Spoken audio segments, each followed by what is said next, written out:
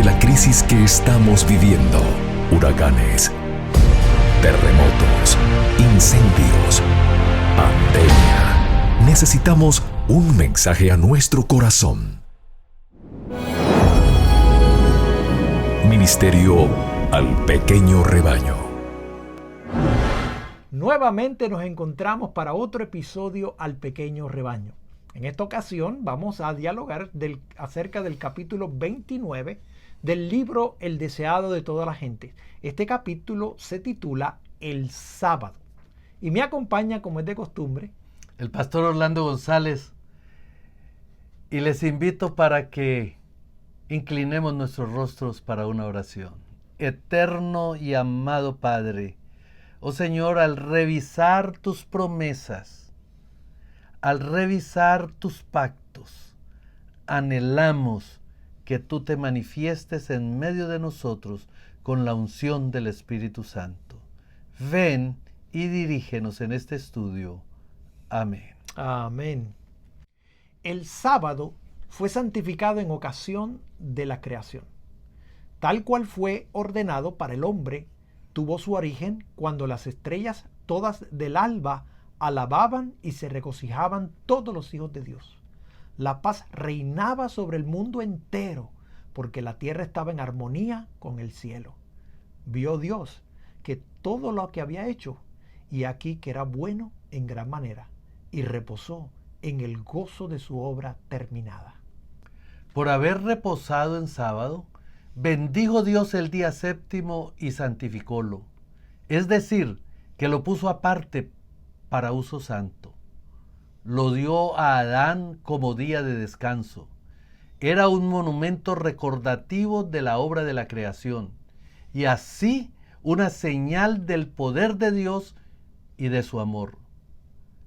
Las Escrituras dicen: hizo memorables sus maravillas, las cosas invisibles de Él, su eterna potencia y divinidad, se echan de ver desde la creación del mundo, siendo entendidas por las cosas que son hechas.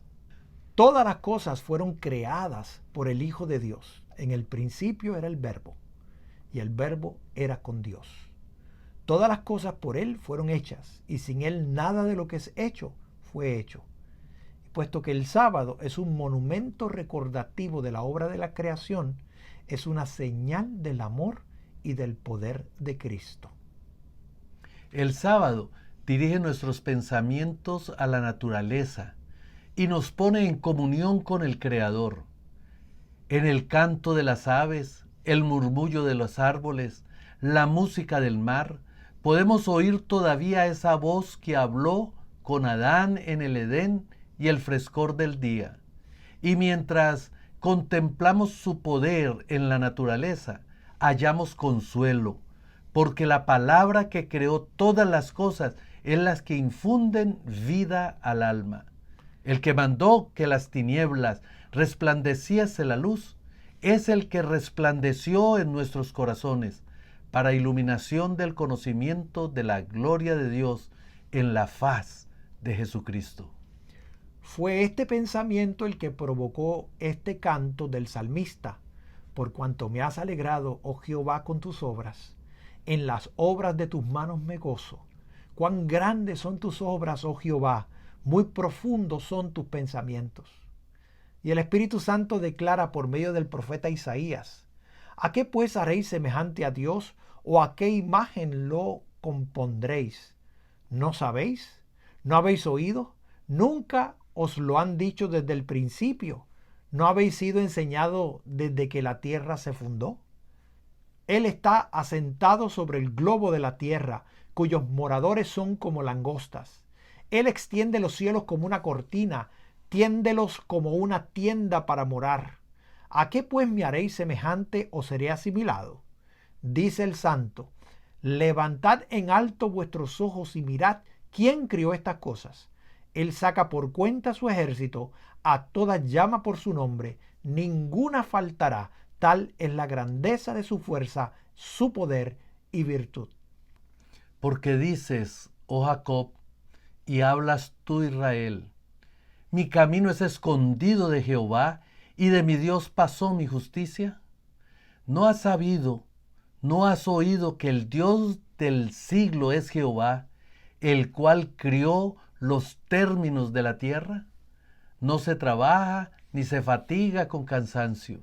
Él da esfuerzo al cansado y multiplica las fuerzas al que no tiene ninguna. No temas, que yo soy contigo. No desmayes, que yo soy tu Dios, que te esfuerzo. Siempre te ayudaré, siempre te sustentaré con la diestra de mi justicia.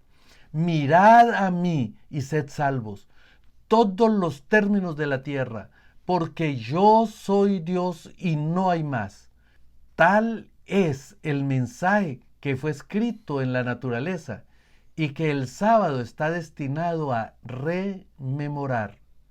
Cuando el Señor ordenó a Israel que santificase sus sábados, dijo: sean por señal entre mí y vosotros, para que sepáis que yo soy Jehová, vuestro Dios. El sábado fue incorporado en la ley dada desde el Sinaí, pero no fue entonces cuando se dio a conocer por primera vez como del día de reposo. El pueblo de Israel había tenido conocimiento de él antes de llegar al Sinaí. Mientras iba peregrinando hasta allí, guardó el sábado. Cuando algunos lo profanaron, el Señor los reprendió diciendo: ¿hasta cuándo no queréis guardar mis mandamientos y mis leyes? El sábado no era para Israel solamente, sino para el mundo entero.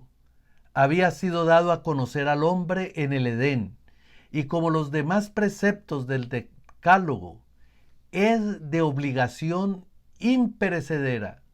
Acerca de aquella ley de la cual el cuarto mandamiento forma parte, Cristo declara: hasta que perezca el cielo y la tierra, ni una jota, ni un tilde perecerá de la ley. Así que mientras duren los cielos y la tierra, el sábado continuará siendo una señal del poder del Creador. Cuando el Edén vuelva a florecer en la tierra, el santo día de reposo de Dios será honrado por todos los que moren debajo del sol. De sábado en sábado, los habitantes de la tierra renovada y glorificada subirán a adorar delante de mí, dijo Jehová. Ninguna otra institución confiada a los judíos propendía tan plenamente como el sábado a distinguirlo de las naciones que lo rodeaban. Dios se propuso que su observancia los designase como adoradores suyos. Había de ser una señal de su separación de la idolatría y de su relación con el verdadero Dios. Pero a fin de santificar el sábado, los hombres mismos deben ser santos. Por la fe, deben llegar a ser participantes de la justicia de Cristo. Cuando fue dado a Israel el mandato, acordarte has del día de reposo para santificarlo, el Señor también les dijo: habéis de serme varones santos. Únicamente en esta forma podía el sábado distinguir a los israelitas como adoradores de Dios. Al apartarse los judíos de Dios y dejar de apropiarse la justicia de Cristo por la fe, el sábado perdió su significado para ellos. Satanás estaba tratando de exaltarse a sí mismo y de apartar a los hombres de Cristo, y obró para pervertir el sábado, porque es la señal del poder de Cristo. Los dirigentes judíos cumplían la voluntad de Satanás, rodeando de requisitos pesados el día de reposo de Dios. En los días de Cristo, el sábado había quedado tan pervertido que su observancia reflejaba el carácter de hombres egoístas y arbitrarios, más bien que el carácter del amante Padre Celestial. Los rabinos representaban virtualmente a Dios como autor de leyes cuyos cumplimiento era imposible para los hombres. Inducían a la gente a considerar a Dios como un tirano, a pesar que la observancia del sábado que Él les exigía hacía a los hombres duros y crueles. Era obra de Cristo disipar estos conceptos falsos. Aunque los rabinos le perseguían con una hostilidad implacable, ni siquiera aparentaba conformarse a sus requerimientos, sino que seguía adelante observando el sábado según la ley de Dios. Cierto sábado, mientras el Salvador y sus discípulos volvían del lugar de culto, pasaron por un sembrado que estaba madurando. Jesús había continuado su obra hasta hora avanzada, y mientras pasaba por los campos, los discípulos empezaron a juntar espigas y a comer los granos, después de restregarlos en sus manos.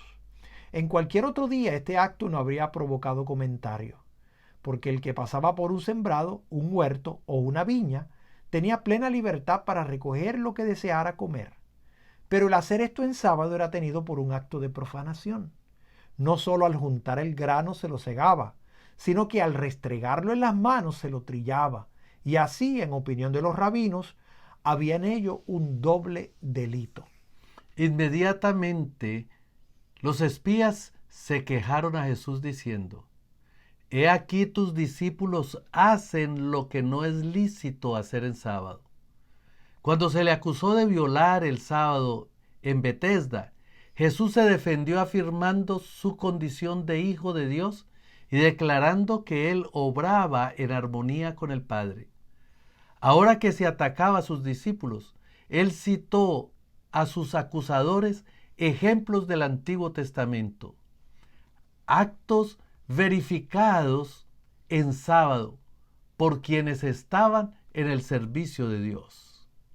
Los maestros judíos se jactaban de su conocimiento de las Escrituras, y la respuesta de Cristo implicaba una reprensión por su ignorancia de los sagrados escritos. ¿Ni aun esto habéis leído? Dijo. ¿Qué hizo David cuando tuvo hambre él y los que estaban con él? ¿Cómo entró en la casa de Dios y tomó los panes de la proposición y comió, los cuales no era lícito comer sino solo a los sacerdotes? También les dijo: el sábado por causa del hombre es hecho, no el hombre por causa del sábado. ¿No habéis leído en la ley que los sábados en el templo los sacerdotes profanan el sábado y son sin culpa? Pues os digo que uno mayor que el templo está aquí. El Hijo del Hombre es Señor aún del sábado. Si estaba bien que David satisfaciese su hambre comiendo el pan que había sido apartado para un uso santo, entonces estaba bien que los discípulos supliesen su necesidad recogiendo granos en las horas sagradas del sábado. Además, los sacerdotes del templo realizaban el sábado una labor más intensa que en otros días. En asuntos seculares, la misma labor habría sido pecaminosa, pero la obra de los sacerdotes se hacía en el servicio de Dios. Ellos cumplían los ritos que señalaban el poder redentor de Cristo y su labor estaba en armonía con el objeto del sábado. Pero ahora, Cristo mismo había venido. Los discípulos, al hacer la obra de Cristo, estaban sirviendo a Dios y era correcto hacer en sábado lo que era necesario para el cumplimiento de esta obra. Cristo quería enseñar a sus discípulos y a sus enemigos que el servicio de Dios está antes que cualquier otra cosa. El objeto de la obra de Dios en este mundo es la redención del hombre. Por lo tanto, lo que es necesario hacer en sábado en cumplimiento de esta obra está de acuerdo con la ley del sábado. Jesús coronó luego su argumento declarándose Señor del sábado, es decir, un ser por encima de toda duda y de toda ley. Este juez infinito absuelve a los discípulos de culpa, apelando a los mismos estatutos que se le acusaban de estar violando. Jesús no dejó pasar el asunto con la administración de una reprensión a sus enemigos. Declaró que su ceguera había interpretado mal el objeto del sábado. Dijo: si supieseis qué es, misericordia quiero y no sacrificio, no condenarías a los inocentes. Sus muchos ritos formalistas no podían suplir la falta de aquella integridad veraz y amor tierno que siempre caracterizará al verdadero adorador de Dios. Cristo volvió a reiterar la verdad de que en sí mismo los sacrificios no tienen valor. Era un medio y no un fin. Su objeto consistía en señalar al Salvador a los hombres y ponerlos así en armonía con Dios.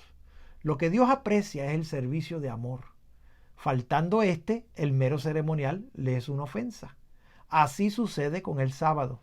Estaba destinado a poner a los hombres en comunión con Dios. Pero cuando la mente quedaba absorbida por los ritos cansadores, el objeto del sábado se frustraba. Su simple observancia exterior era una burla. Otro sábado, al entrar Jesús en una sinagoga, vio allí un hombre que tenía una mano paralizada. Los fariseos le vigilaban deseosos de ver lo que iba a hacer. El Salvador sabía muy bien que al efectuar una curación en sábado sería considerado como un transgresor, pero no vaciló en derribar el muro de las exigencias tradicionales que rodeaban el sábado. Jesús invitó al enfermo a ponerse en pie y luego preguntó: ¿es lícito hacer bien en sábado o hacer mal? ¿Salvar la vida o quitarla? Era máxima corriente entre los judíos que el dejar de hacer el bien cuando había oportunidad era hacer lo malo. El descuidar de salvar una vida era matar. Así se enfrentó Jesús con los rabinos en su propio terreno. Mas ellos callaban y mirándolos alrededor con enojo, condoliéndose de la ceguedad de su corazón, dice al hombre: extiende tu mano. Y la extendió, y su mano fue restituida sana. Cuando le preguntaron, ¿es lícito curar en sábado?, Jesús contestó: ¿qué hombre habrá de vosotros que tenga una oveja, y si cayese ésta en una fosa en sábado, no le eche mano y la levante? Pues cuánto más vale un hombre que una oveja. Así que lícito es en los sábados hacer el bien. Los espías no se atrevían a contestar a Jesús en presencia de la multitud, por temor a meterse en dificultades. Sabían que él había dicho la verdad. Más bien que violar sus tradiciones, estaban dispuestos a dejar sufrir a un hombre, mientras que aliviarían a un animal por causa de la pérdida que sufriría el dueño si lo descuidaban. Así manifestaban mayor cuidado por un animal que por el hombre, que fue hecho a la imagen de Dios. Esto ilustra el resultado de todas las religiones falsas. Tienen su origen en el deseo del hombre de exaltarse por encima de Dios, pero llegan a degradar al hombre por debajo del nivel de los brutos. Toda religión que combate la soberanía de Dios defrauda al hombre de la gloria que le fue concedida en la creación y que ha de serle devuelta en Cristo. Toda religión falsa enseña a sus adeptos a descuidar los menesteres, sufrimientos y derechos de los hombres. El Evangelio concede alto valor a la humanidad como adquisición hecha por la sangre de Cristo y enseña a considerar con ternura las necesidades y desgracias del hombre. El Señor dice: haré más precioso que el oro fino al varón y más que el oro de Ofir al hombre. Cuando Jesús preguntó a los fariseos si era lícito hacer bien o mal en sábado, salvar la vida o matar, les hizo confrontar sus propios malos deseos. Con acerbo odio, ellos deseaban matarle mientras él estaba salvando vidas e impartiendo felicidad a muchedumbres. Era mejor matar en sábado, según se proponía ellos hacer, que sanar a los afligidos como lo había hecho él. Era más justo tener homicidio en el corazón en el día santo que tener hacia todos un amor que se expresara en hechos de misericordia. Al sanar al hombre que tenía una mano seca, Jesús condenó la costumbre de los judíos y dejó al cuarto mandamiento tal cual Dios lo había dado. Lícito es en los sábados hacer el bien, declaró. Poniendo a un lado las restricciones sin sentido de los judíos, honró el sábado, mientras que los que se quejaban contra él deshonraban el día santo de Dios. Los que sostienen que Cristo abolió la ley enseñan que violó el sábado y justificó a sus discípulos en lo mismo. Así están asumiendo la misma actitud que los cavilosos judíos. En esto contradicen el testimonio de Cristo mismo, quien declaró: yo también he guardado los mandamientos de mi Padre y estoy en su amor. Ni el Salvador ni sus discípulos violaron la ley del sábado. Cristo fue el representante vivo de la ley. En su vida no se halló ninguna violación de sus santos preceptos. Frente a una nación de testigos que buscaban ocasión de condenarle, pudo decir sin que se le contradijera: ¿quién de vosotros me convence del pecado? El Salvador no había venido para poner a un lado lo que los patriarcas y profetas habían dicho, porque él mismo había hablado mediante estos hombres representativos. Todas las verdades de la palabra de Dios provenían de él. Estas gemas inestimables habían sido puestas en engastes falsos. Su preciosa luz había sido empleada para servir al error. Dios deseaba que fuesen sacadas de su marco de error y puestas en el de la verdad. Esta obra podía ser hecha únicamente por una mano divina.